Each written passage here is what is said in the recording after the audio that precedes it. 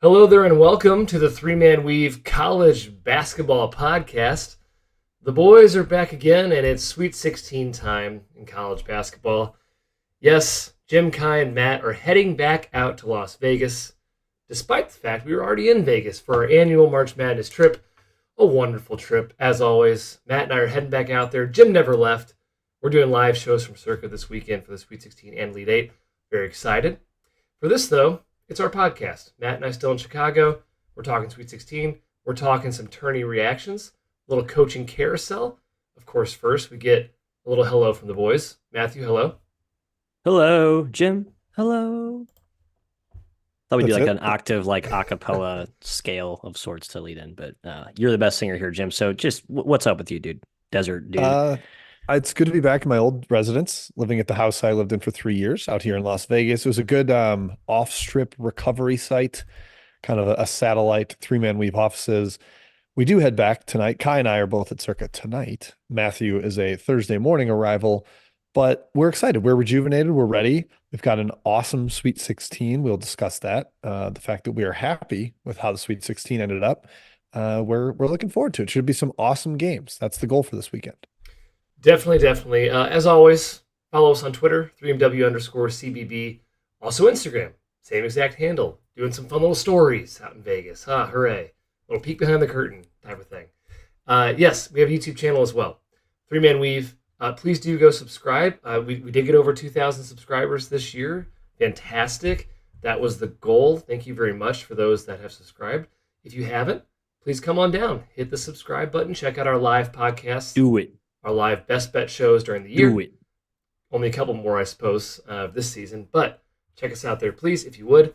A reminder, the review section has been moved towards the end of the show, so we'll hit that at the end. That's it. House cleaning, man. That's it. We're going to get right into the show. We're going to start off with Roots Roundup, some Coaching Carousel notes. Let's do it. Let's talk Roots Roundup. But before we do, we must give Kai a nod to the wonderful folks at CBB Analytics and all of their terrific statistical analysis. Yes, cbbanalytics.com. I've gotten a few questions about where do you guys look for metrics and different stats to look into college basketball. Well, a great tool is CBB Analytics, maybe one that you have not heard of in the past. You've heard of the Kim Palms, the Bart Torviks of the world. CBB Analytics is right there with the big dogs. One of the best 30,000-foot views of all of college hoops. More than 25 D1 coaching staffs use it for their scouting in actual games. It's useful for a sports bettor. Get little on-off stats if you're curious about that sort of thing. Good pace stats, efficiency stats. It's useful for college basketball diehard fans, for casual fans, for everybody that loves college basketball. You can get a discount on the subscription for cbbanalytics.com. $40 off using our promo code WEAVE, WEAVE, at checkout. There is a free trial, so no harm. Go to cbbanalytics.com and check it out. Stats, graphs, all that good stuff. Jim. If our support is not enough for you, I had a call this year with a current Sweet 16 staffer, team that's in the Sweet 16, talking through CBB Analytics and how they could use it. And I think clearly they benefited from that because they are one of the final 16 teams playing. So if it's good enough for them, it's good enough for you folks. Check it out. Okay, key headlines in the world, news and notes. We have one realignment note to monitor.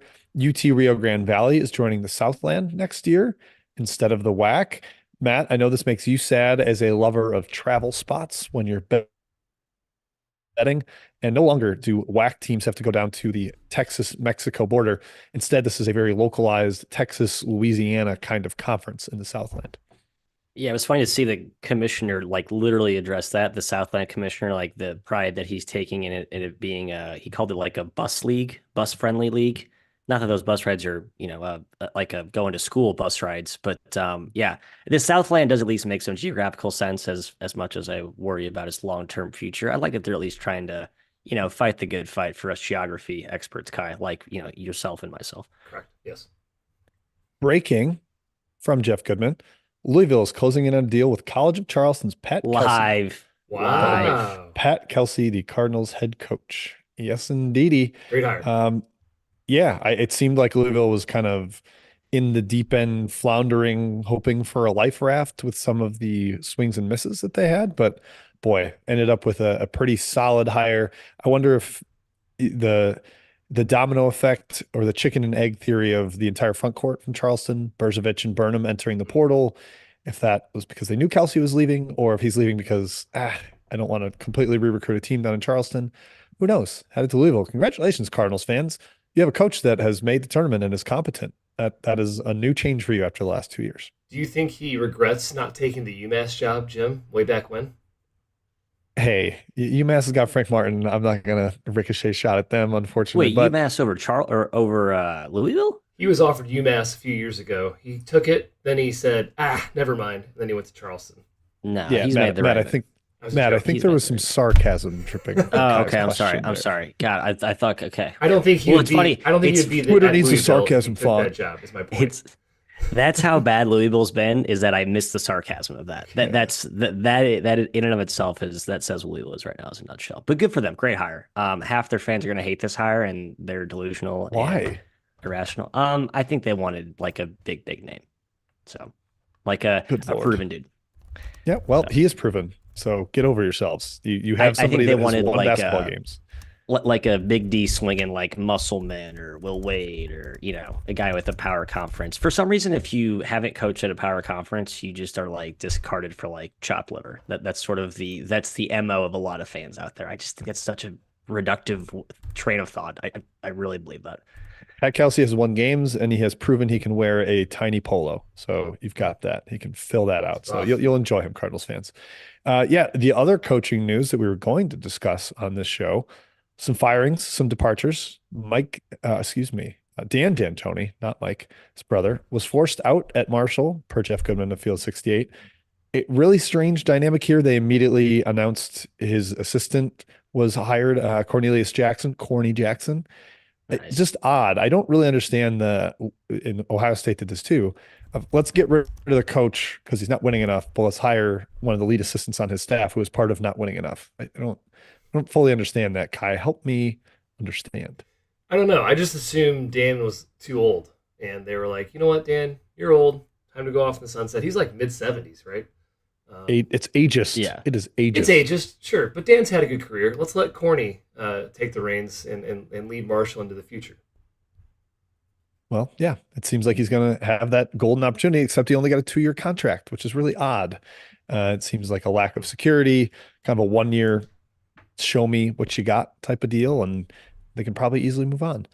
The American has had some interesting musical chairs in that conference. Rob Lanier, fired at SMU, immediately stays in Texas, goes from Dallas to Houston, and gets the Rice job after Scott Piro was let go there. Matt, this goes from Rice being maddeningly inconsistent to at least I kind of know what to expect from Rob Lanier team. A very, very kind of consistent year over year. Yeah, I thought Lanier did an awesome job this year at SMU. I think it's a great hire for Rice. Good for them. And SMU sounds like they're honing in on Andy Enfield. And all things considered, it's hard to not say that's a pretty good Parachute. Parachute. Yeah. Parachute. Hey, SMU's a Big 12 Enfield- job now, or ACC. Yeah, ACC. Oh yeah, ACC. Yeah. or ACC. God, why? Anyway, put that aside. SMU has a ton of money. Enfield is a bag dropper. There will be dudes, DOODS, at SMU coming. So I think good for both schools. A win-win. We'll see. We don't know for sure at the Enfield thing's happening, Matt, because some of the coaching reporting's been bad this offseason. It's been very bad. Yeah. So let's not lock that in quite yet. Dave Dickerson has left USC Upstate. He is headed to Ohio State as an assistant, joining Jake Diebler's staff. Pretty smart at Diebler. It seems like Dickerson is universally liked and respected in coaching circles, so you get a little bit more of an experienced hire there, and there's a pretty good chance he's getting a raise doing that. So it might be good for all parties there. And then finally, Matt Figger out at UT Rio Grande Valley. We found it very surprising when he left Austin Peay to head down to the border of Texas and Mexico. Fortunately, did not last long, did not go well. Hopefully he lands on his feet somewhere, because I still think he's a pretty solid coach. This year they were ravaged by injuries. And then Kai, we had a little quirk idiosyncrasy where the school website listed Mark Adams as the head coach. for Yeah. any sort of announcement. There still is no announcement. We don't know who the official head coach is, but he was on there as head coach, and it seems odd. And Brian Berg was tied to the job too, former Georgia Southern coach. Yeah, I don't know. I don't know what to think about UT Rio Grande Valley right now. Yeah, very bizarre. But hey, they're in the Southland, so maybe they'll get some sort of Will Wade-esque hire like Mark Adams, the guy coming back to prove he's still got it. All right, hirings, the big boys. Matthew, your FAU dream is over. Not only did they lose in in the NCAA tournament, Dusty May is headed north to the Midwest. He's the Michigan man now, joining not Harbaugh anymore. I can't even remember who their football coach's name is. But Dusty May might be the more recognizable name in Ann Arbor. Matthias, your thoughts? Are you mourning? Are you going to continue following Dusty the same way up in Michigan? Where do you land here? Yeah, I think I'm torn, Jim. I am in mourning for, the FAU era does feel like it's come to at least a partial close. But I love Dusty. Saw like half the FAU players posted like a congrats, legit, genuine thing on their Instagrams. So I think it's just a very professional adults in the room. That was an awesome run.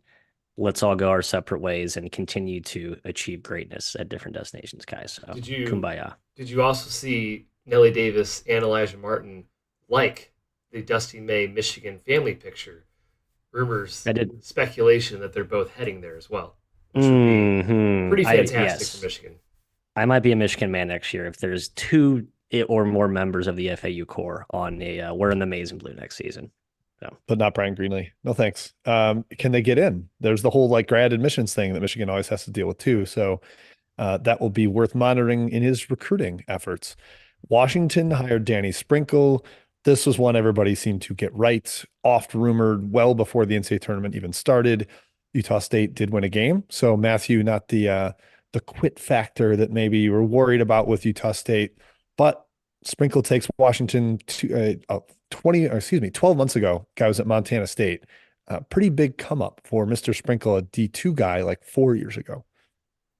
yeah, he's gonna be great. No question. Utah State kind of feel bad for them. Like they've had they've continued to hit home run after home run with their coaches, just can't quite seem to find continuity there. I got a feeling they'll find another gem, and I hope they can keep him for a little bit. But hey, that's mid majors. You should be looking to continue to hire good coaches and not worry about if they're going to stay and if they love the place as a long term destination. Just hire good coaches, and you'll be a good program. The program at that point will outlive the coach, and I think Utah State's at that level at this point. Yeah, they've now made tournaments with their last three coaches, none of whom lasted more than 3 years. Craig Smith, Ryan Odom, and Danny Sprinkle. Just keep hitting home runs, and you'll be just fine. Kai Vanderbilt went the Mark Byington route. He was rumored for West Virginia. We'll discuss that hire in a second here. Also, a guy that won a game in the NCAA tournament. Pretty impressive. Do we think he's going to build Vandy into an SEC force? I don't know. It's really hard to build Vandy into an SEC force. Tough job. I'm glad he took it. Chris Mack was rumored for Vandy for a bit, which would have been a fine choice as well, I suppose. Yeah, I don't think Byington's going to win the press conference if you've heard Byington speak, but he is a fantastic coach, as evidenced by Georgia Southern and James Madison under his tutelage. Yeah, just the way those programs elevated. I saw somebody post like there's the Ken Palm rank the year before he took over, and then his final rank. And it's like, yeah, he made both of them significantly better. Will likely do the same with Vanderbilt, especially considering how bad they were the year he took over. Pretty smart. Take over a place with a low bar, low expectations. And West Virginia, instead of hiring Mark Byington, went the Darian DeVries route. A lot off-rumored coach at many jobs in the Midwest. Darian DeVries heads a little bit further east. Matt, heavy rumors. I think it's actually confirmed Tucker DeVries is going to go with him. Bona fide star right off the bat. However, their NCAA tournament down the stretch performances leave me feeling a little cold. It's a good hire on the whole. I just won't bet on them in the big dance. You can't make me do it. It feels coincidental, Jim. I know that was frustrating, Oh, but no. it feels Not the way he coincidental. was playing hot potato with the ball down the stretch. It was tough. It was tough to watch. Watched it with a bunch of Drake fans actually. They're at the Carlos and Charlie's at the Flamingo this weekend. Tough to see. DeVries can coach. Phenomenal program in terms of NIL resources. They're going to be, I think, at least middle of the pack next year ASAP in Big 12. I think that's going to be a very quick slingshot back to relevancy there. I think that's very possible. Yeah, he fits the culture really well, and Tucker will be an all Big 12 player. Yeah. Speaking of fitting the culture and fitting the geographical footprint, Kyle Smith taking the Stanford job. Saw Coach Hastings mentioned that in the chat. Yes, confirmed. Kyle Smith is going back to the Bay Area. Very familiar with it, having coached at San Francisco. This is also an ACC job, fellas, as it is rather difficult to remember. But at least they have a conference, in both for basketball and football. Washington State was headed to the WCC. Makes sense for Kyle Smith to go this route, Kai, especially after he gets a tournament win at Wazoo, something that is rarely done. Not a bad backup for Mark Madsen. Obviously, they whiffed on him last year when they didn't fire Haas in time. However, you could argue Kyle Smith is just as good or better than Madsen. So this is a fantastic hire by Stanford. Nice job, Stanford. Those Cal Stanford games should be epic within a year or two, like major. I guess I don't know. Will they continue playing? Yes, ACC rivals. They will continue playing. Might not be relevant to the ACC title race like they could have been to the Pac-12 title race, but still be big nonetheless. Let's run through some mid-major hires. We mentioned Rice getting Rob Lanier in that same conference. UTSA hiring Austin Clunch off the Alabama staff. Yes. He is headed back to the not quite the big leagues, but he was at Nichols, and it does feel like we were skeptical when he left a head coaching job for an assistant. This is probably better than he could have gotten from Nichols, Kai. So not so bad for Mr. Clunch, a very, very young coach still. He's younger than you, Jim. I think That's he correct. might be older than me and Matt, but he's younger than Jim. Yeah, he's a fantastic coach. Great hire. Great hire. Yep, no question. I think certainly helped the Alabama offense go from good to elite this year. And I think he will hopefully be able to pick that up at UTSA. Kai, also, our old buddy, Quanzo Martin, boomeranged back to Missouri State. Somewhat surprising here, given some of the rumors, but hey, he was successful there. He was. We know he is very well liked in coaching circles, so perhaps a resurgent Bears program.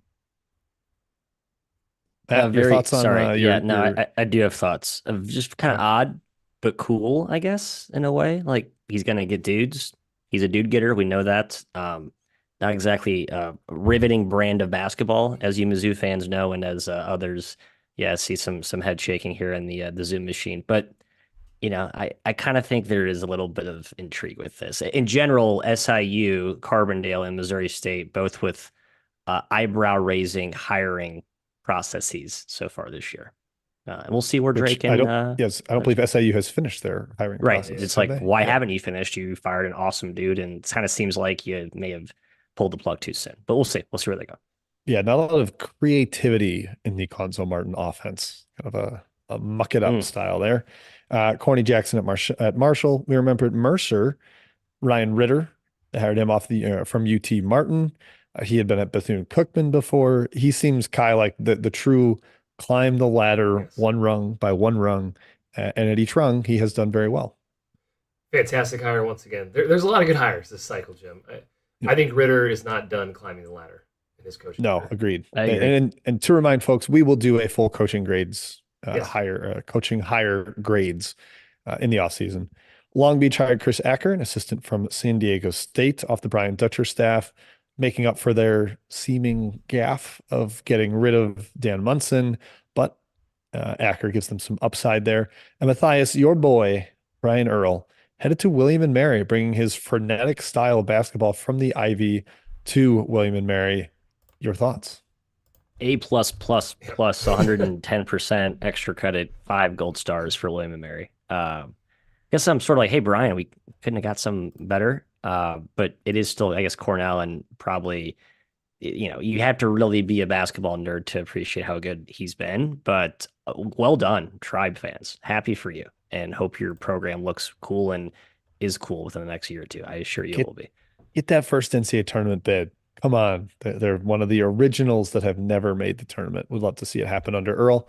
And then the low major hires or lower, we like to see unconventional hires here.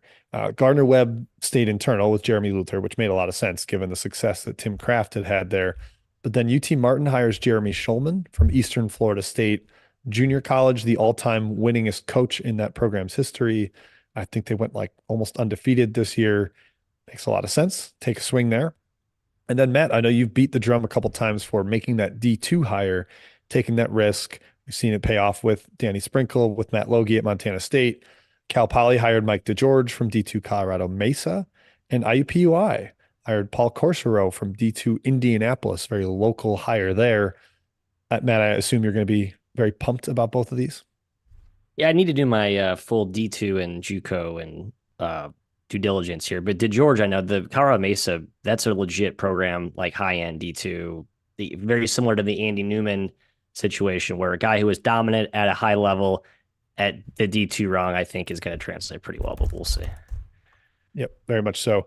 Plenty more rumors. Richard Pitino was rumored at Louisville, obviously not the candidate now. That's Pat Kelsey. He is staying at New Mexico. Would have been fun to have the Pitino to Pitino with a little bit of gap in between there. Siena close to hiring Jerry McNamara. It seems all but reported, all but a certainty now, coming from Syracuse. So that is their pivot from Carm Mascherello. And then Matt mentioned the Whispers. Andy Enfield, potentially headed to SMU and making that an ACC job. I guess that's sort of maybe why they moved on from Lanier. They knew they would have deeper pockets moving to the ACC, Yes. and they wanted the big swing. And if it's Enfield, we'll see. That's a fun move for him, and I guess maybe not as much of a parachute given that it's ACC. Recruiting news. Only one to mention: 4-star point guard Daquan Davis to Florida State. Ho-hum, number 78 recruit. Whatever. Moving on. Lots and lots and lots of names in the old transfer portal. Not even enough time in the day to catch you up on all the big names. We'll do more of a transfer winners and losers podcast once it settles down. We'll mention some of the big names as we go by week, but not enough to just do everything here. One big one, though, Michael Ajayi to Gonzaga. Kai, the big-time scorer and rebounder from Pepperdine, mega talented guy.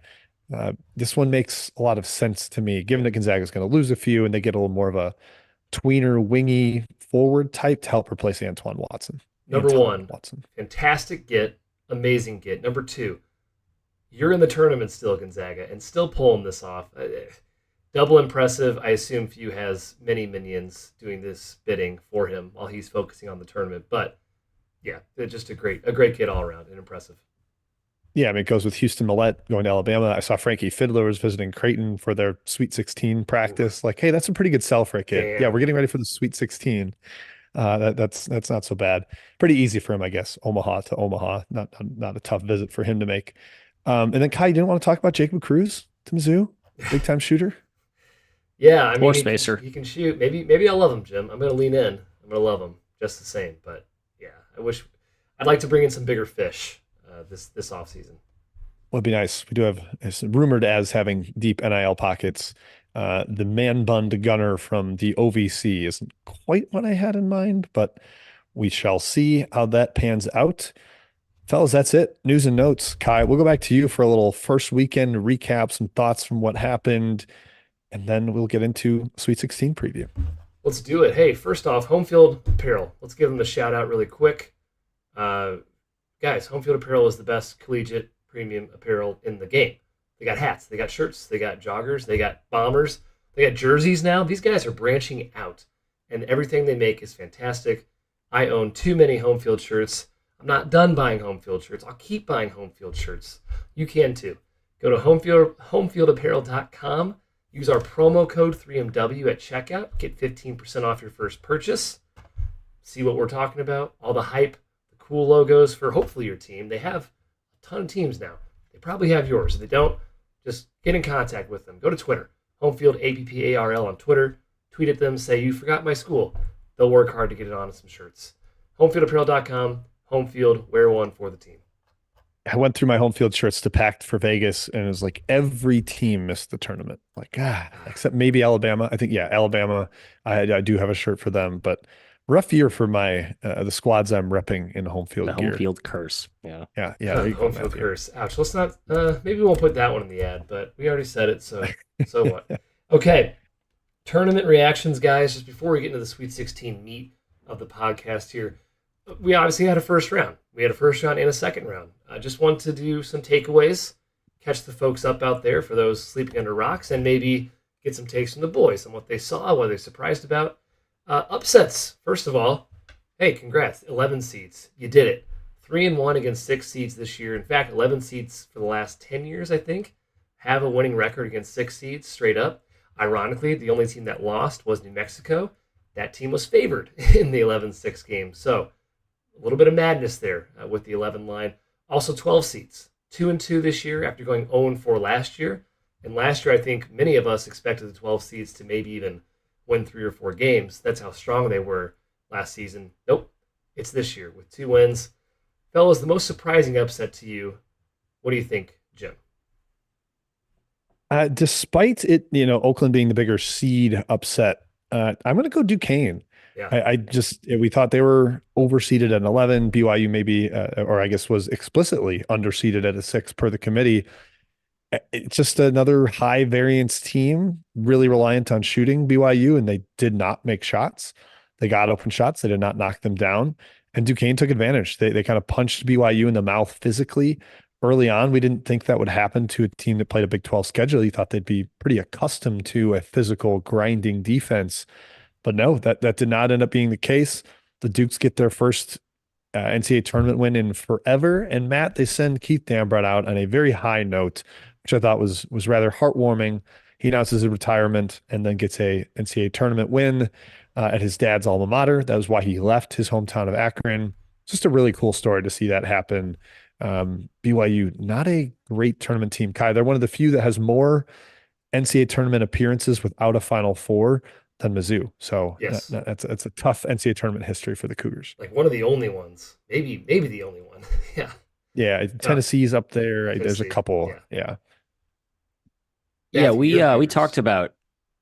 Wait, my your Cougars, your BYU Cougars. Ouch. No, my Lobos are no longer. By the way, I disavowed them. Just a disgusting performance. I guess Clemson might just be awesome now. So we'll see how that ages. We talked about how it was very important to try and stick the landing on that 11-12 seed line, because if you looked at some of the bracket projections, like the top 3 and 4 seed lines, as we've seen with the chalk advancing and how good these matchups are this upcoming weekend, if you got slotted in that 11-12, I thought you had a much better matchup and you had a much better chance to win, and sure enough, that's what happened.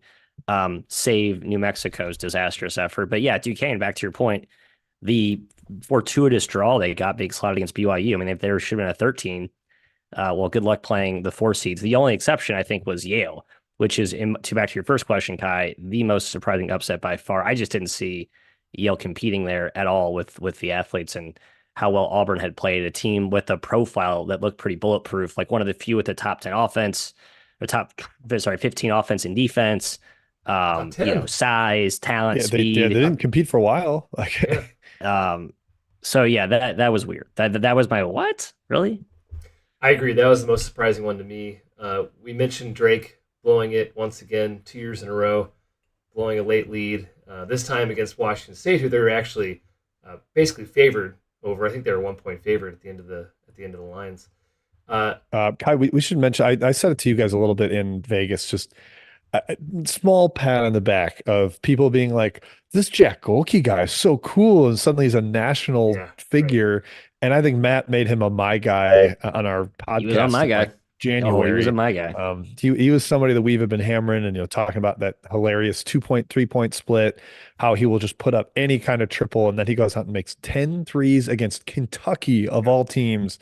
And suddenly he's getting TurboTax NIL deals less than 24 hours after his game. He's going on Pardon My Take. It's like, yeah, I mean, the guy is having his 15 minutes, and it was fun to see somebody we had kind of unearthed suddenly explode to that degree. Yeah, Golke's the man. We wanted Robbie Avila to be the star of the tournament. Obviously, Indiana State did not get there, but we got Jack Golke. We got DJ Burns, who is also a fantastic figure in the tournament just because of his size and his quickness at that size and his dominance this season. Congrats to both those guys. There's always players that emerge and that kind of capture the hearts of nations. Max Aceman in the past, Doug Eater, thank you, Ryan, in the chat. Now it's Golke and Burns. Congrats to those two guys. Yep. Hey, shout out Avila. He's in the Final Four of the NIT. I hope they win. He's not done it. He's not done yet. Yeah. Awesome seeing it last night. The huge crowd going to Hinkle Fieldhouse for the Final Four. Oh my goodness, the storylines. NIT Home Stu, games, shout out. almost home games Yes. for the Sycamores there. We'd be remiss to not point out Jermaine Cousinard, 40 points against South Carolina, his old team. He was the leading scorer through the first two rounds, Oregon. So, wow. Way Yeah. to go, Cousinard. Yeah.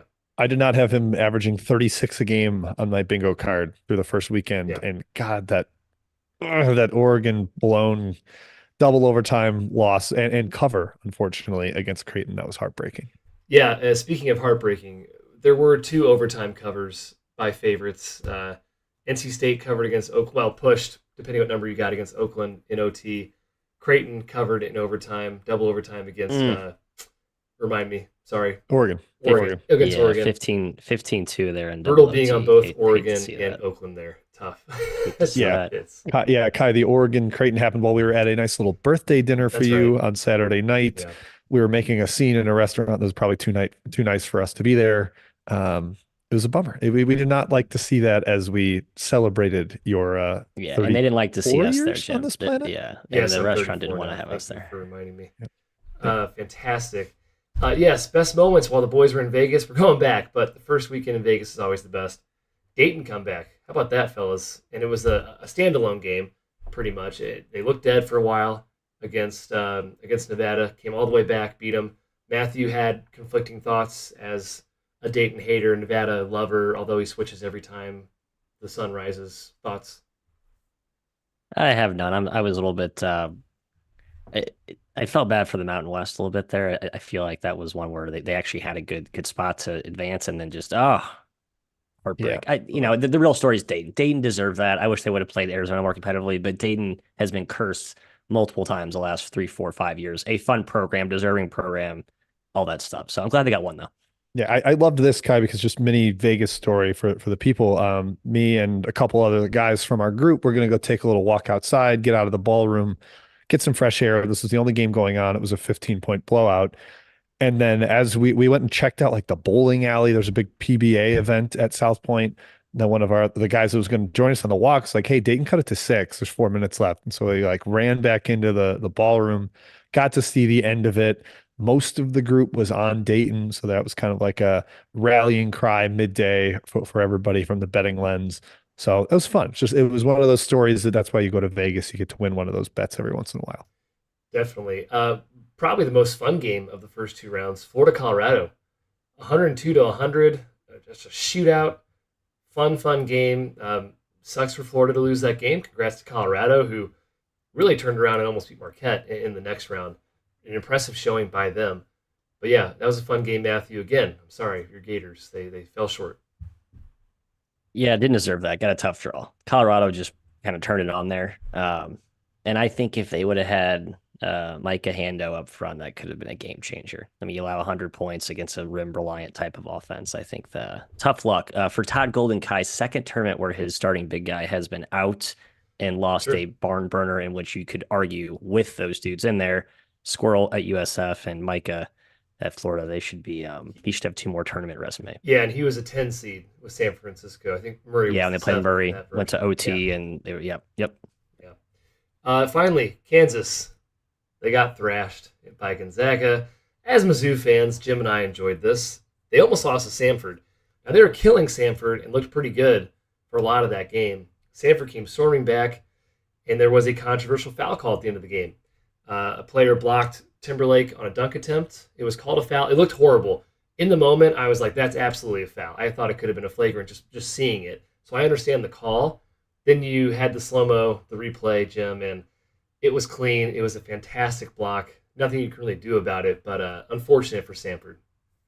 Yeah, the fact that they battled all the way back there against admittedly shorthanded Kansas, only to have that, like, if that block happens, Samford gets the ball down 1 possession with a chance to tie or take the lead, and unfortunately was taken from them. But again, yeah, I'm with Kai as much as I can clown on this call, and I did in the moment on Twitter, but live it looked bad. Timberlake fell violently, couldn't quite hang on to the rim after getting swatted cleanly. It's tough. A tough position for the ref. One other moment that happened late Sunday night, Kai, I think you were on a plane when this was going on, but the Houston Texas A&M game, ridiculous land. ending. Yes. Texas A&M rallies from down 10. Anderson Garcia hits a three on an inbound with 1.2 left, which was a result of a horrible jump ball call where there was mutual possession for truly less than 0.2 seconds. Like just way too quick trigger by the ref, gives Texas A&M that inbound, and then they hit the three to tie it. Kind of a back and forth OT game. Eventually, 4 starters foul out for Houston. Insane. So up 3 with the ball, they have a literal walk-on, Ryan Elvin, on the floor. He is left wide open by Texas A&M, so he's the one that inbound to. He goes to the line. He ends up hitting 1 out of 2. Really cool moment, just with like the team huddling around him, telling they believe in him. J1 Roberts like went to the free throw, like standing on the lane, then came back to him, was like, "Buddy, we believe in you. You got this." Hits 1 out of 2. Ended up being very, very important for them. Houston survives. That was such a March moment to me, Matthew, of like this team is ravaged and a very unlikely hero emerges there.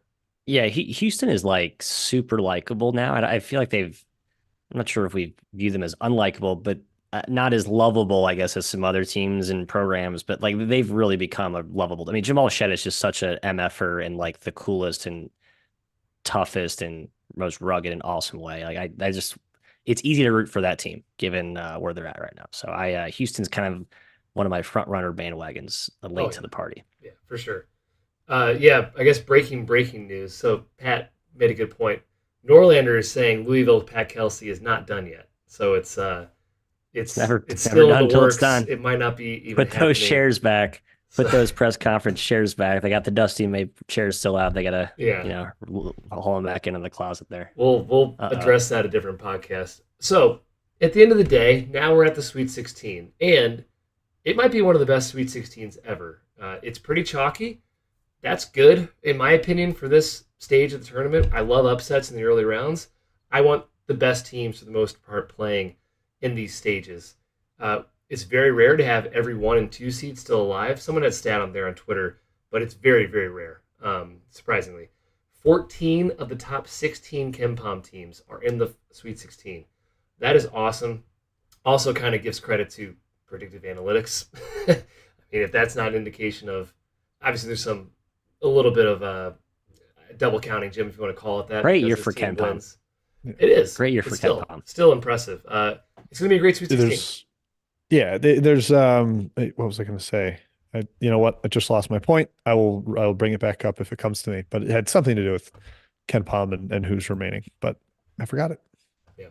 Okay, so let's get into the Sweet 16, fellas. With that, now we don't need to go super in depth here with the Sweet 16 matchups, but I do want to set the stage, talk about the games a bit, give some revised Elite Eight, Final Four picks, championship picks if we need to.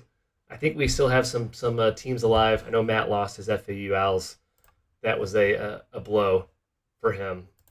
Reminder: we will do best bets live from Circa tomorrow at noon Pacific. Noon Pacific, 2 o'clock Central. Correct. So for those looking for like the in-depth kind of gambling analysis, that will come tomorrow with that. Agreed. Let's start in the East region here. So we got UConn, San Diego State. We got Illinois, Iowa State. UConn, San Diego State, a rematch of the national championship. Very, very fun. Some narratives going around here. Matthew, I don't think UConn will have a problem getting by the Aztecs. That seems to be the consensus thoughts as well. This team is fantastic. They are the best team in the country. They really don't have a lot of weaknesses. And San Diego State relies a ton on Jaden Ledee. They're really, really good big guy who might have some issues going up against Klingon and Johnson. Thoughts? Yeah, Ledee's a monster, but UConn has 3 monsters. They have a 3-headed monster against 1 monster. Although Ledee has been awesome. Like I don't know if I underrated him, but I don't know if I gave him his full share. He is like if ESPN The Body does their annual edition, I feel like I would nominate him. Just a physical freak of an athlete and who also got really skilled over the summer.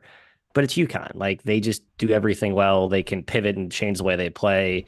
They're bigger than you. They're more talented than you. They're a better coach than you.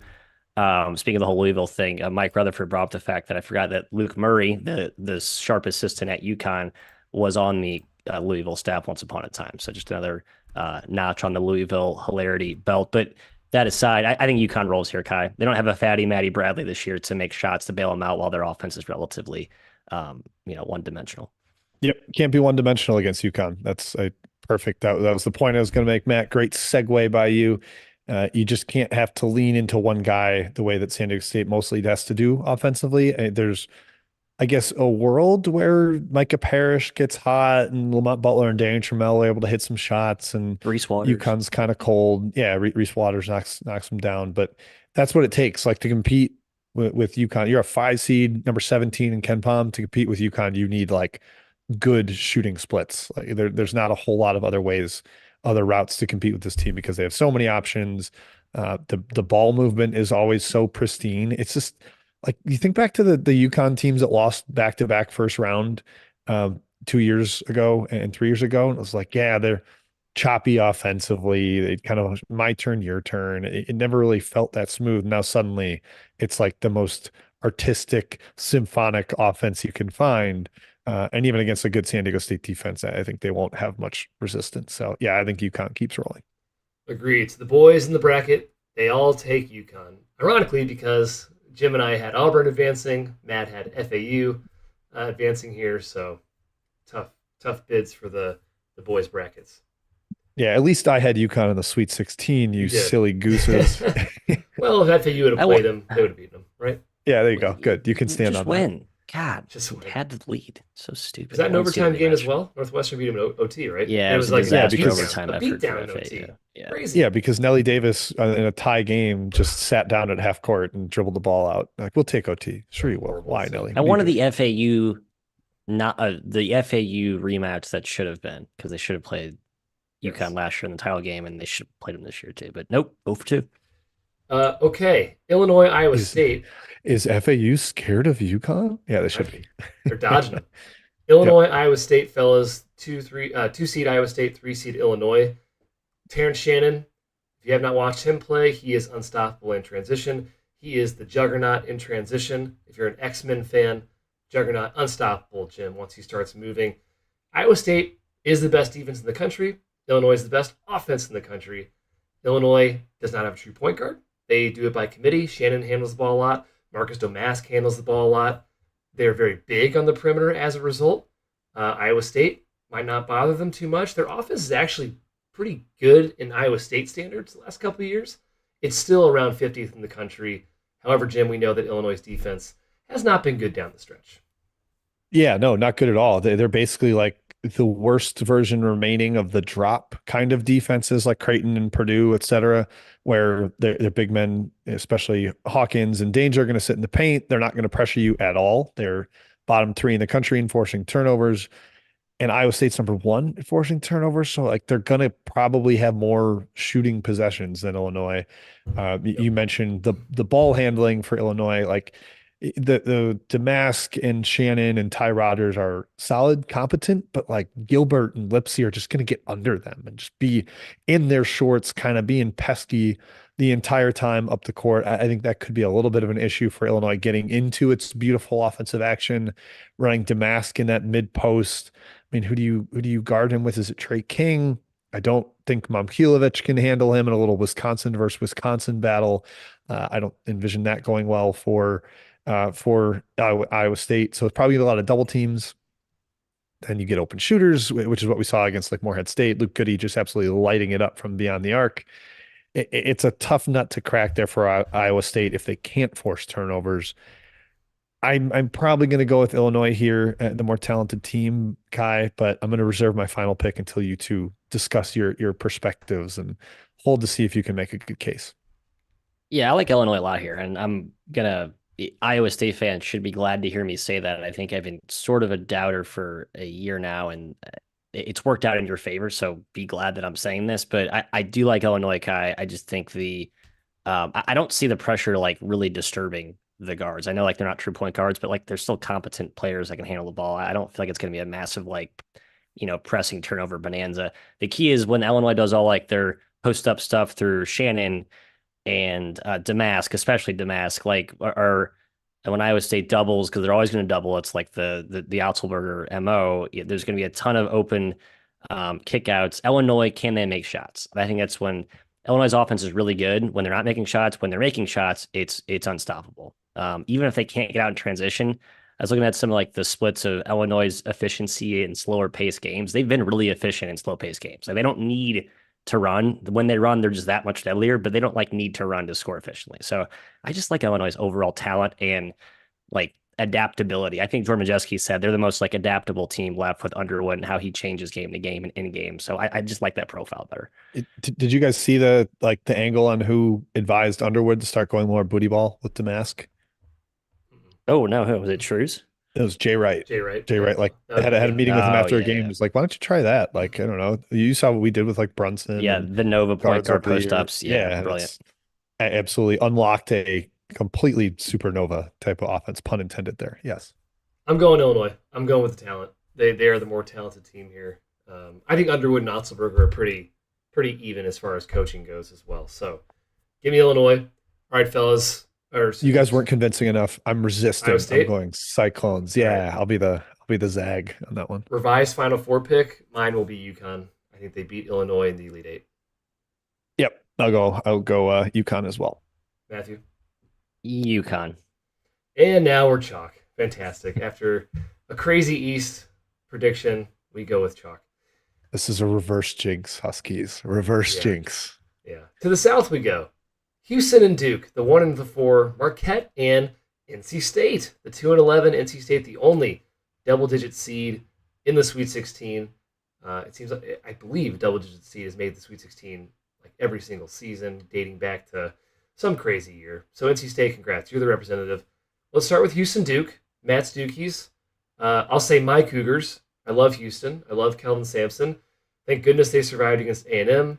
This team has been on the cusp of Final Four the last couple of years. They have dealt with injuries. They got one in 21. They got one. They were in 21. Oh, I forgot. We were Yeah. not there at that Final Four. That was the no media Final Four, unfortunately. Baylor beat the living crap out of them. They did, yes. We wanted them in the Final Four in Houston. That would have been a cool story, of course. But they fell short. Duke looks really good. Now, to be fair, I'm mainly referring to the JMU game because they didn't miss a shot. McCain looked awesome. Proctor looked awesome. Flip did his thing. They just ravaged JMU. Matthew, can they hang with Houston? Can they beat Houston? You loved them in the preseason. They were your favorite title pick, I believe. I know, and I feel like I abandoned the ship, and now I'm just like, oh yeah, this is the team I thought they You could said be. out loud on this pod you're not even tracking them anymore. You fully gave up. You fully gave up on Duke. I did give up. Sort of the ACC fallacy. I guess I feel like we just all kind of disrespect a lot of those teams because they went and played each other, and no one really emerged as a dominant force, and they were maybe even better than we all thought. All that aside, Kai, the Devils are cooking. I worry about the physicality battle up front. Kind of said it a million times. Duke's been punked inside by big time physical front lines. They just don't have that piece. That's the very glaring missing part of the roster. But Houston's front line, I mean, it's mostly intact, but Roberts has been kind of banged up and France has been in foul trouble. It's unfortunate, but the whistle will have a huge part in this game, Jim. Like, I just think the early foul trouble, how the coaches manage that. But if Duke can handle the pressure, they can score, man. They can spread them out and make shots. I think they can loosen up Houston's off. This game should actually be more fun than people think. I think it's actually a very high scoring game. I think both offenses are better than people think in a way, or more equipped to score against the opposing defense than people think. So this should be a fun basketball game, all things considered. Yeah, I buy that. I buy that. I don't think it's going to get up and down really in terms of tempo. It should be efficient. I think their shot making. Yeah. Emmanuel Sharp has missed his shot since Nam. He's incredible lately. Yeah, he has been a fireball, and LJ Cryer is still lurking on the other wing for Houston. Jamal Shed controls the game at point. He's been terrific despite not even really making jump shots lately. But yeah, the physicality is what I'm going to watch inside here. I feel like UNC kind of gave it to Duke both games, and this is just a completely different animal. Your point about the refs is well taken, and I think if Coach K was coaching, I'd be even more concerned about how does that impact Houston here, where a team that is overly aggressive and known to foul and fouled out basically the entire roster in the previous game. Now Coach K is going to be like whispering sweet nothings in the ref's ear all game. And suddenly you see three starters foul out again. No Arsenault, no Tugler. The depth is lacking a little bit for Houston. I just kind of think Houston overwhelms them a little bit with toughness. We've forgotten, because Duke has beaten two mid-major teams, how they've looked against the top shelf competition. like their only really great win all year is Baylor, right? I mean, Baylor on a neutral, a team that is not in the Sweet 16 of chalk. I think we kind of see a reminder of what made Matt give up on his Duke Blue Devils, and it's a little bit of interior toughness and mental toughness. I think that Duke lacks a little Yes. bit. It looks Yep. great when they make 8 of their first 12 threes. I just don't think they do that against the way Houston closes out and contests everything. It's the Cougs for me, Kai. Yeah, I said this on our Reaction Pod. I'll say it again on the Best Bet show. Houston, I think, smacks Duke in the mouth a little bit with their defense. If you have not played against them, it can be shocking to see the intensity, the strength, the quickness, everything. So I'm going Houston as well, Matt. Are you going Houston or Duke? I think Houston wins. Okay. That's a good reminder, Kai. Like if you have not seen it, Texas A&M had seen it. Like Yeah. they played already this year, so it wasn't like they had that shock value coming out. And Longwood did. Longwood lost by 40. Yeah, I'd say A&M might be the only team in the country that like can match Houston's just relentless athletic physicality. Like that was just an absolute. It was just like dudes flying around off bouncy trampolines, just bodies hitting bodies, fun display. Duke doesn't have that, right? It's more skill-based talent. It's not like freakish jumping talent. All right, let's talk Marquette, NC State, the other game in the South region. Marquette has arguably the best point guard in the country in Tyler Kolek. NC State has one of the best stories in the tournament as a team for running the table in the ACC tournament, winning 5 games in 5 days, and then winning 2 more to start the NCAA tournament. They have DJ Burns, the refrigerator with ballerina legs, as Terrence Oglesby dubbed him. He's fantastic. Can Oso Ighodaro defend him for Marquette? Will Marquette switch up and go a lot of zone from their three-quarters press? I love that NC State can handle the ball. That's very important against Marquette. It's also kind of a reason they've made it this far in addition to Burns. However, Jim, I'm going to go with Marquette to win this game. They are a complete team. They're still very connected. I used that term a lot last year to describe Marquette. They are still that sort of team. And I want to see Marquette in the Elite Eight instead of NC State, I'll be honest. Yeah, I think Marquette kind of stamps out the final Cinderella, I say in air quote story. You're a Tobacco Road ACC team. You're hardly a true Cinderella, but I think Marquette's ridiculous ball screen efficiency against a bad ball screen defense by all the synergy numbers is going to really expose NC State. Kind of a strange like X and O dichotomy for NC State. They go from Oakland, who is like zero pick and roll, none at all. It's all post up, off ball screen type stuff, to this heavy pick and roll attack with arguably the best pick and roll ball handler maestro in the country in Kolek, and they can invert it with Ighodaro as a 5-1 type pick and roll. I think they're going to score really efficiently against this NC State defense that lacks foot speed in the back line and true shot blocker. Now, on the other end, maybe NC State can score enough to keep it close. They have the shot makers. Look what Colorado had to do in the second half to keep it close. And DJ Burns is going to be an issue. I think you have to send doubles at him if you are Marquette. But ultimately, Matt, I think Shaka keeps his run going here. And the offensive efficiency of Marquette just eventually overwhelms what NC State is putting up. Yeah, I think they're going to put DJ Burns in, put his head on a knot in terms of defending ball screens and back cuts and all that stuff. My only thing, as I've said before, Marquette's only real weakness to me is on the glass, like when they play a true post big, or if they play a team that can just throw bodies at the rim. And like, we love Burnsy, but the vending machine isn't like a monster. Like, he's not crashing the glass. He owns vending machines, by the way. He does. Yeah, he does, like an actual thing. Which is hilarious. Great merch from the Barstool dudes there with the NIL package. But like, you would think Burns with his big, wide, space-eating body would just gobble up on the glass. But no, he's in there to score and feed the rest of the pack to his teammates, get open cheers and ball. But like, when the shot goes up, he's usually going back. So I think Marquette will pretty easily handle the boards, and they'll be able to do what they want on offense. I think Marquette wins fairly comfortably, I'll say.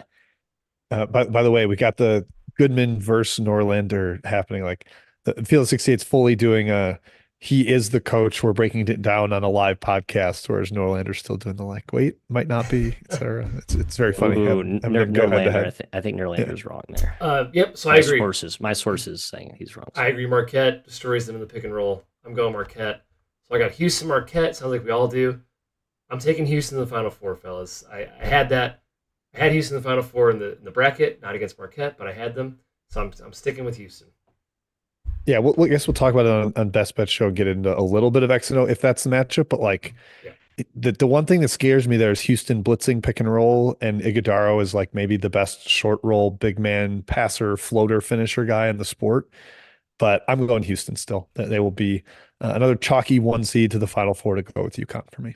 I lean Houston. Man, I feel like Marquette's a team of destiny, though. I just kind of like the vibes with that team as much as I just wax poetic about the vibes with Houston. So that's a tough match for both those teams. Very contrasting in nature. All right, Midwest. 2 more regions to go. We'll start with the Midwest. Purdue, the 1 seed, against Gonzaga, the 5 seed. Creighton, the 3, against Tennessee, the 2. Fantastic, almost exact chalk region here. Purdue versus Gonzaga, we'll start there. Obviously, it is a post-battle. Zach Edey, Graham Ike, Gonzaga, and Purdue, 2 of the top post-up teams in the country in terms of frequency and in terms of points per possession. This is both teams' bread and butter. These teams did play earlier this season in the Maui. Purdue won. Edey, Matt, 25 and 14, 0 fouls. Graham Ike, 4 fouls. That could be the story in this game. If Ike gets in foul trouble, bad news Gonzaga. If somehow Edey gets in foul trouble, bad news Purdue. I personally like Purdue's supporting cast better than Gonzaga. I think Braden Smith's the real deal. Top 5 in the Cousy Award for a reason. I like Purdue here. Yeah, I still don't like Purdue's guards as much as you do. I haven't all year, but I think Gonzaga's backcourt edge is fairly seismic. No, I know it's pretty easy to play with Zach Edey. I'm sorry. The key for me is Graham Ike, his awesome float game, 5 to 8 feet. Shooting those over Zach Edey is a different challenge. That's going to be the creative part that few has. Like, how do you get Graham Ike in spots where he can score efficiently against Edey? Because it's not going to necessarily be right at the rim and post up. It's going to be more like pick and roll, short roll type stuff. But God, I kind of think Gonzaga with the guard play. They make shots. Hickman, Nembhard. I'm just a Nembhard guy, Jim. I've been like the Nembhard family tree believer since day one. I think those are hashtag, as Kai would say, made for March dudes. I kind of think they have the edge of the backcourt. Boy, I don't agree. I think the fact that Purdue has 3 of them and Gonzaga literally has 2. Like, they don't have a backup guard. I know Stromer's giving them a little bit of shot making, but he is a true wing. He is not a ball handler, not a creator. Like, you need every single possession to be good from Hickman and Nembhard, and that's just a lot to ask against a kind of offensive juggernaut. We saw Purdue basically play a perfect offensive game against Utah State last round. Probably going to be some regression on that, but man, Matt, you mentioned the whistle in Houston Duke. It's going to matter here too. Like, if Ike is out early or if Edey is out early, massively swings the game. I said on our action pod, but Ike hit 2 early threes in Maui in this game, and it was like, whoa, he's got a stretch 5. This is going to really throw off the drop defense of Purdue. He has hit 1 3 since that. In like 30 games since that, he is 1 for 6 from the 3-point line. It is clearly an aberration of fluke. I do not expect Gonzaga to try to lean on that for offense here. But Matt, I like your point about, you can't just straight throw it to the post to Edey, but they don't really do that. Like, they're one of the most creative teams in the country at how they set up their post ups. It's a lot of dribble handoff stuff, and then he rolls into the post. And I think that's going to be a little harder for Gonzaga to deal with. As long as Braden Smith is hitting a couple elbow jumpers there, which I'm sure Gonzaga is going to give him some drop coverage of their own. I'm going Purdue, staying with I guess not my Final Four pick yet, but chalky here. I think they get the double win over Gonzaga. Matt, you taking Gonzaga or Purdue? You're on mute. You are muted. I'm going Gonzaga. Gonzaga. Okay. Official. Love it. All right, Creighton, Tennessee. The other game in the Midwest region here. Rick Barnes looking to get back to the Final Four. This time he has Dalton Knecht on his team. Pretty good player. Greg McDermott, I believe Creighton has never made a Final Four. Correct me if I'm wrong, fellas. At least under McDermott, that's right. Sure. Last year's Elite Eight was like their furthest run. Yes. Man, tough one here. It's kind of like Illinois, Creighton, Jim, in the fact that they cannot force turnovers, and that, in my opinion, really lowers the ceiling. Now, Tennessee, I think Creighton is actually a pretty tough team. I know they don't have that reputation, but with Kalkbrenner in the middle, it is really hard to own Creighton on the glass and sort of bully them. However, I do like Tennessee in this matchup because Creighton can't force turnovers, because Dalton Knecht is such a matchup issue for Creighton. I'm going with the Vols. Your thoughts, though? Yeah, Kalkbrenner's like up there with Edie in terms of it's avoiding foul trouble, playing 30 plus minutes and just staying full verticality, not really swinging down on you, despite that their offense kind of like encourages going at him. He's just such a good shot blocker in terms of how he does it that he stays out of foul trouble and they end up giving up the highest mid-range jumper rate in the entire country. But Tennessee can knock those down. They're top 70 in the country in mid-range shooting percentage. Dalton Connect just had a stinker of a game last round. I think we see something a lot better from him this time around. And yeah, I just think that, it's not fully like this Tennessee offense is turbo and going to carry them. But given the fact that the defense is still consistent enough and just played a great game against Texas to win them that game, I think they're going to be bothersome to Creighton's smaller guards, kind of less physical guards. I know Shireman gets a ton of rebounds, but offensively, they don't get much rim pressure. None of those guys are driving all the way to the bucket and finishing. Even Trey Alexander is much more of a pull-up shooter than he is a finisher at the rim. I think Tennessee can bother that with Meshack, with Jediah Jordan-James, even Ziegler getting underneath people. I'm with you. I'm going Tennessee unless Creighton is boiling lava hot as the jump shooting Jays, as Matt has so lovingly christened them. I think the Vols have more routes to winning here than Creighton does. Yeah, just to put a bow on the possession number of shots, shot volume thing that everyone's talking about here, Creighton is the only team left with a negative possession ratio. Basically, the only team that's shot less shots than their opponent, right? Not elite on the glass, not getting extra possessions on the offensive boards. Turnovers, they're not forcing any at all, even though they're not, they take care of it themselves. In terms of disparity in matchup, this is actually the third biggest of the first round. Houston Duke is a bigger discrepancy because Houston's just absolutely elite. And Iowa State, Illinois is second, Iowa State elite in that department as well. So I think if you're looking for that, like who's going to put more balls up at the rim, whether they go in or not, Houston, Iowa State, and then Tennessee have the biggest advantage here. Arizona pretty big as well, right in that mix there against Clemson. Clemson the second worst in this department. So yeah, I love Creighton. I'm going to stick to my preseason love of Creighton. I'm just going to bet on a big shooting game, but it's not probably a wise decision. I think Tennessee has a more avenues to win this game, but Creighton making jumpers with Kalk doing what he does, with Kalk making jumpers even. 1-for-1 last game, Drano City. I like the jump shooting Jays to make jump shots, Kai. All right. So Purdue, Tennessee for me, and I'm sticking with Purdue, who ended up being my title pick, Jim, and remains as such. There you go, Kai. Yeah, I mean, mine was Houston. So again, they remain around, and I think people might end up criticizing what we're doing right now as chalky, but this has been a chalky tournament. If you had all chalk as your Sweet 16, you'd have like 13 out of 16. You'd be feeling pretty darn good. So yeah, I'm also sticking with Purdue. They were my Final Four pick before the tournament, Final Four pick in the preseason. I will go Boilers as well. Matthew? Houston.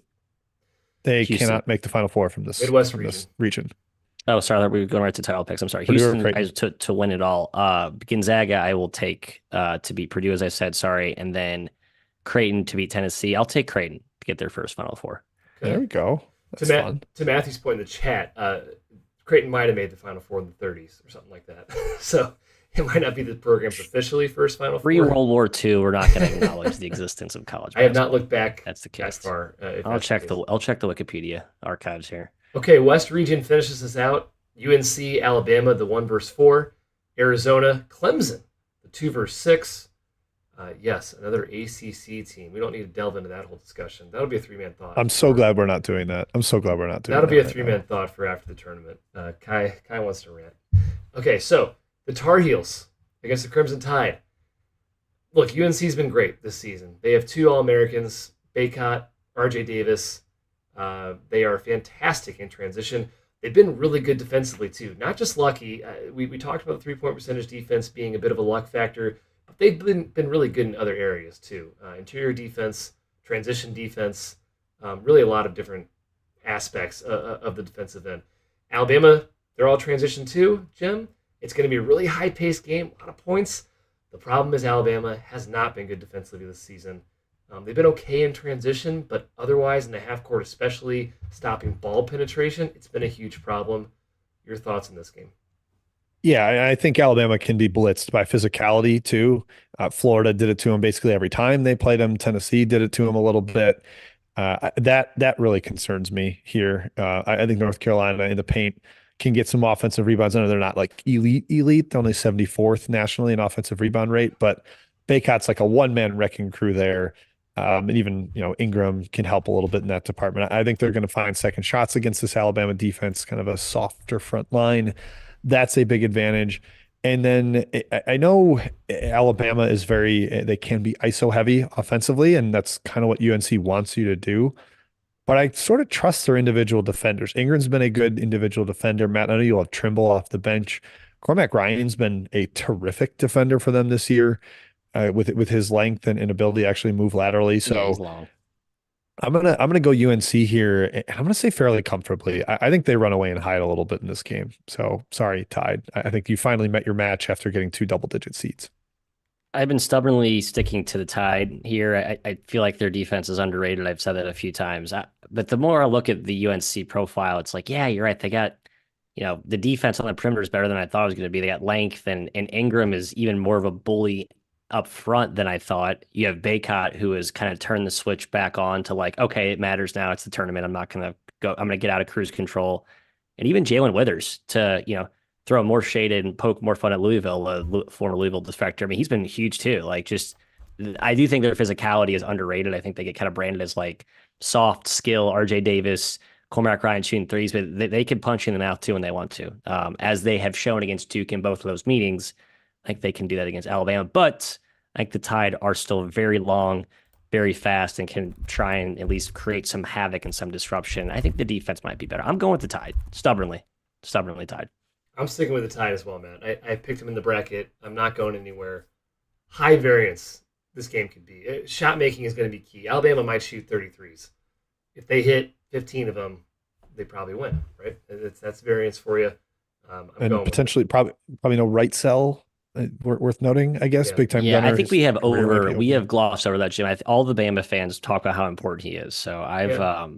just an elite shooter, and I think a very sound defender, just a perfect, plus role player type guy. Okay, Arizona Clemson is where we'll finish off here. The Wildcats, man. I love this team. I love Tommy Lloyd. I love this team, man, except for the end of games when it's close and Caleb Love is making all of the decisions. Because as I've said before, when this team is rolling, when they start off good early and when they keep a lead, they are almost impossible to come back against. The offense looks amazing, and it's pretty much like you're done. You're dead as a doornail against Arizona. When they struggle to start, when they don't hit shots, when they maybe get down in the second half, it becomes a little tight, a little sweaty, and it becomes Caleb Love hero ball, unfortunately. That's what I'm kind of worried about against Clemson. I respect Clemson a lot. Love this team in the preseason. I just think Arizona's got too many weapons, too much high octane ability on offense. I worry about Umar Ballo being stretched out a little bit and even handling Hall and Shefflin in the post, but I'm going Arizona, Matt, in this game. Your thoughts? I think I am too. It's funny. So PJ Hall's been in foul trouble last two games, played 20 minutes and 19 minutes so far in the tournament. Fouls have been an issue for him for most of the year. They just don't really have a lot of guys to stick next to him. As fun as Shefflin is, and Middleton, Jack Clark has been an awesome X factor, but Hall still is going to play big minutes, and I worry about foul trouble with him going against the just monstrous bodies of Zona coming at you on the glass. Funny, they actually won, I believe, the last four. So Baylor, he fouls out. They won. He had 4 fouls in Mexico. They won handily. Fouled out against Wake. And they needed him in that game. Florida State as well. So I don't know. I mean, as Jim will talk about, I think Clemson's front line's deeper than it looks. But I feel like to beat Arizona, you're going to need PJ Hall. Like, I don't think you can get away with that in this one. Yeah, I think Clemson has benefited from the two teams they played so far being very not fully one-dimensional, but like backcourt heavy, like Guard heavy. with Yeah, Mexico, for sure. you know what you need to stop. With Baylor, you know what you need to stop. And I think Donlin on the staff and Brownell are both very good defensive game planners. And they came out with something ready for both of those teams. And you could take a lot of what they did against New Mexico and kind of clone it against Baylor. This is a kind of a different monster. They're incredibly rim reliant, Arizona, playing through Ballo and just even their guards. They get a lot more rim pressure from Larson, and Caleb Love can get downhill. Keyshawn Johnson's kind of a tough matchup. As big as Clemson is up front, they don't have somebody as kind of like horizontally mobile to take care of Keisha Johnson. Maybe Jack Clark shoulders that role. We'll see. But I just think Arizona's got more weapons than what Clemson has seen so far. They've benefited from that. So I think the Wildcats keep rolling. Again, their losses during the year were teams got mega scorching hot from three, or they changed defenses a bunch like Oregon did in the conference tournament. And Clemson's played zone 6% of the time this year. I don't know how much they'll really mix that in. I think Arizona gets the job done, makes it another 1-2 matchup in the Elite Eight. Yep, going Arizona as well, and I'm sticking with my Elite Eight pick, Arizona over Alabama. Matthew, your picks? Bama over UNC, despite my gut and my head starting to tell me otherwise. I think Jim has the winner there. And I'll go Arizona. I think Lloyd's really talked about, and he's right. They're more matchup adaptable this year than they were last season. I trust that, and that'll play against Clemson. Yeah, and I think we kind of said that preseason, like, hey, it's not two true towering bigs. Keisha Johnson's much more fungible. Even KJ Lewis off the bench gives them kind of a very malleable type of piece. Arizona over UNC for me, going to the Final Four. The Cats setting up a game, Kai, that I think we've kind of wanted to see. The team we liked a lot early in the season, Arizona is potentially the best team in the country, taking on UConn, who has been the best team in the country. Yep, I'm sticking with my guns. I'm taking Arizona over UConn. I'm sticking with Purdue over Houston, and Purdue over Arizona will be my final, Matthew. I guess I'm going to go Houston to win it all. I think they beat You said I said Creighton. Yes, they will beat Creighton. And the other one I have UConn, Houston beating UConn in the final. Okay. Yep. That's a good going final. That's Houston over final. Purdue, which is kind of an interesting game to discuss because Zach Edey could shoot 40 free throws, and that would be a real problem against Purdue's sort of Houston's depleted front line. But sticking with Houston, taking them to the final. On the other side, I would go Arizona over UConn. My initial Final Four was Auburn and Baylor, so a big whiff on that side of the bracket for me. But I'll take Arizona in the short upset against UConn, and Houston over Arizona. Second straight win for the Cougars in the NCAA tournament over Arizona, dating back to was it 2022 when Arizona was the 1 seed and they lost a 5 seed Houston. I think Kelvin Sampson gets it done, gets himself a national title. He cries while hugging Jamal Shed on the stand to end the game. Go Cougars. And then We'll revise these next. Yeah, and then he retires and gives the job to Kellen Sampson, his son. Oh, he's having too much fun. Do you see him celebrating with his fans after the Texas A&M win? Yeah. He was going nuts. He was really getting into it. I'd love to see him still showing some joy out there. Okay, fellas. Hey, good show. Let's finish with some reviews. We did not read them last week, so we have a few to catch up on this week. I'll just change a little thing here. Thank you for joining, by the way. Hey, Best Bet Show, before you go, if you don't care about reviews, we're doing 4 Best Bet shows in a row the next 4 days. In Vegas, live, from Circus Sports, from Stadium Swim. We'll all be on camera. We're going to try to do this like an actual live shot, so it's going to be hopefully work out really well. 2 p.m. Central, though, for Thursday, Friday, and Saturday. We'll go a little bit earlier on Sunday to accommodate the game schedules, but we will tweet it out and let you guys know, but know that's coming on the horizon.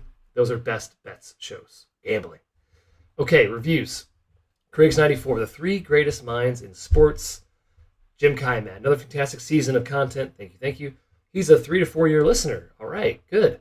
One question before I wrap this up. Do you guys think my wager placed on December 21st on Missouri to make the Final Four is the worst bet in history?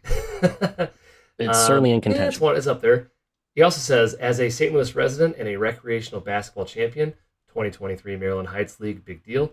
My team is in need of a couple players for next season, and we have been scouting the weave. Be ready for the phone call. Keep it up. Thank you. Wow. Don't get ready. Stay ready, fellas. That's what it's all about. Yeah. I had a Mizzou and Georgetown to win the final or to win the title bets this year, and as part of my speculative before all the transfer decisions were made. So yeah, I had some pretty crappy wagers myself. I floated my name out there, Kai, in the ether with my agent. So yeah, we'll see how the bidding wars pan out. But I am very happy here in Chicago. So that's all I can say about that right now. Go Who's 1998 says, great pod, much better than the big guys. Nice. I aspire to be a big guy one day. Who are the big guys? Name names. I want names. I want scalps. Despite our disdain for Virginia, I have supported Virginia the entire season. Mr. You Joe, have. who's You're the only one left. He says, I think watch teams who can't play defense and allow straight line drive layups is just as hard to watch as this UVA offense. That being said, 5 stars, keep it going. Hey, respect defense, fellas. Defense matters too. It's I think defense needs defense is on the hot seat as a general theme. I think people are there is a lack of appreciation for good defense and what we call as watching good basketball. But I think at the end of the day, you watch the NBA finals, you watch some of the most fun college games we've seen, typically higher scoring, just kind of the way it is, folks. I think that the tolerance for mediocre defense is just so much higher than the tolerance for mediocre to bad offense. Yeah, right. That's what ends up hurting Virginia, and like they don't. There's no attempt to be creative when they have no offensive talent. Like, oh, we should probably try to get easier buckets in transition, and that's just like not a part of what they do. So that's where it gets frustrating. Raphael 2727 says, future of Iowa Hawkeye basketball. Great podcast. Yeah, yes. He's a huge Iowa fan. So, realistic ceiling for the Iowa program. Fran's done a great job bringing them out of the dumpster after Todd Licklider had them consistently finishing the bottom of the conference.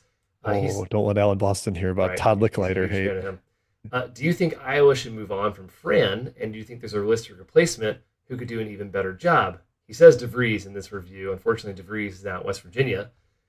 I think Fran's done a really good job at Iowa. I know the tournament thing, fellas, and I guess eventually need to move on. But I would be careful what you wish for. It's a good program, and I think it will be under the next guy. But Fran's done a really good job at Iowa.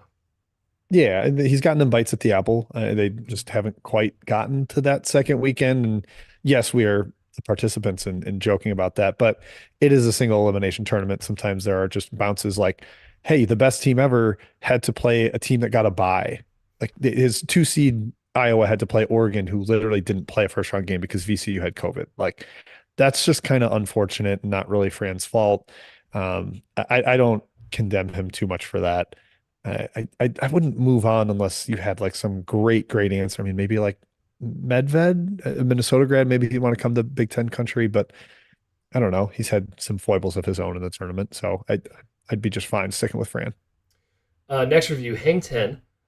The title is Great College Basketball Pod, Solidarity with the Players Trying to Unionize. So I will summarize. It's a very long review. We thank you, by the way. 5 stars. Great. Basically talking about the unionization of Dartmouth players at Dartmouth. He was disappointed that we did not support the unionization of players at the end of the day. Jim, did you want to talk about anything about that subject? I think we do support it, and we have basically come to terms with it is going to be, it's probably a better model for college basketball. And he kind of mentions that too. Then right now, like this kind of NIL race to the bottom crapola, once it's collectively bargained and you can even have like contracts where guys can't transfer or there are penalties for transferring because you're breaking a contract with the school. Like that will eventually all be better. So I don't want to like drag Dartmouth. I think we read a joke when we talked about this, about somebody making fun of them for going like 5-23 or something. That was a joke. It wasn't like they don't have a right to unionize because they were bad. I'm sorry if we were not clear about that. He is right. This is a positive step and probably an inevitable step for the sport. So credit to Dartmouth for being the first to make the move. Yeah, NIL is clearly not sustainable in its current state. I still think if you're going to do the union thing, then scholarships aren't a thing. You need to give scholarships elsewhere, because if you're paying players and giving them free rides to school, I think it's a bit wrong and a bit tough for the rest of the student athletes that play other sports and regular students that just go to college and have to pay for it. I think there's a little bit of an unfortunate situation in that case. Yeah, why don't the pizza cutters at the dining hall get a scholarship as well as being employees? Come on, that was me. Yeah, I thought you were a Subway guy. Or the bank tellers at Mizzou, like me. No, Subway was end of high school, Matthias. Dining hall freshman year, rec center sophomore through senior year. Aaron Beletsky. Big East fans are correctly mad, but mad about the wrong metric. So he said the Big East fans are mad at the net and blaming analytics, when in reality they should be blaming the KPI. KPI had every Big East team other than DePaul ranked lower than the strength of record metric and the wins above bubble metric, some being 20 to 30 spots lower. So, like a little bit of background, KPI is used as a resume metric along with strength of record, which basically makes up your resume strength that gets you into the tournament. Selection, not seeding. And I agree with this take. If the KPI was stronger for all these Big East teams, there is a real possibility that we would have gotten more than just 3 teams into the tournament. So yes, Big East fans complaining about KenPom are completely wrong, and the net are completely wrong. It is essentially, Jim, the KPI. In a resume metric should not have margin of victory at all. Yep. Like it literally shouldn't. If it is a resume metric, the only thing that matters is if you won or lost the game. It does not matter how much you won or lost it by. And KPI has that in there. I think it is misrepresentative for it to be a resume metric. I think we should replace it with wins above bubble on the team sheet and move KPI to being a predictive metric or a quality metric, because there's no more Sagarin. So there's really only 2 quality metrics on there. You just can't be resume metric and have margin in there. It doesn't work. Yeah, this debate's hard for people to parse through. Like, yeah, the Big East teams were good enough or better than other teams that got in, but were they deserving based on the resume is like what actually matters. And that it has to be your argument. And I'd argue that, okay, the process of which that is criteriaed, whatever, is not ideal. That's the whole thing. Yes. If the KPIs were equal to the strength of record for every Big East team, I think they would have gotten 1, maybe 2 more teams in the tournament. Not a guarantee, but it's very possible. So he makes a good point in this review. Sea Dog Nasty is our final review before we say goodbye to you lovely folks. The Weave Knows College Hoops. Great title, yes. He said, I'm quickly starting to dislike Nate Oates. The whole Miller situation, pushing a Mizzou player, complaining, throwing a fit during a sideline interview about his team's horrible defense, getting more foul calls than Grand Canyon. I don't know all of it is just starting to add up and bother me. What do you guys think of Nate Oates? Jim used to be the biggest Nate Oates fans on the planet. Are you still a huge Nate Oates fan? I love Nate Oates' style, and I think that was kind of what went viral immediately. It was like the love of analytics and shot selection, and they're brilliant with that, ignoring the mid-range or only allowing good mid-range shooters to take it. And the success was fun. Like his Buffalo teams were really fun to watch because of that. They cooked the DeAndre Ayton Arizona teams. I think some of his sideline stuff is off-putting. We'll say it's fun when he wears the flannel jacket, the plaid type sports coat on the sideline, but you can't touch a player. You can't have say some of the stuff that he said in press conferences. Player or behavior off the court hasn't been great. I'm kind of on board with this where our honeymoon phase is over, Kai, unfortunately. I still have a style, but some of the other stuff isn't great. I would agree. Yeah, I mean, the Brandon Miller thing was just that was just kind of a tough look. But outside of that, you want to forgive that. I'm still an Oates guy. But again, tough to separate the two, I guess. Okay, that does it. Thank you for joining us on our podcast. If you watched live, if you didn't, check out the YouTube channel and subscribe, please. Like the video if you would as well. It helps us out. If you're on iTunes or Spotify, we thank you as well. Again, Best Bet shows Thursday, Friday, Saturday, Sunday, live from Stadium Swim at Circus Sports. Check it out. It'll be on the YouTube channel. Good luck. Enjoy the basketball. Hang in there. Only a few more weeks left. Cheers.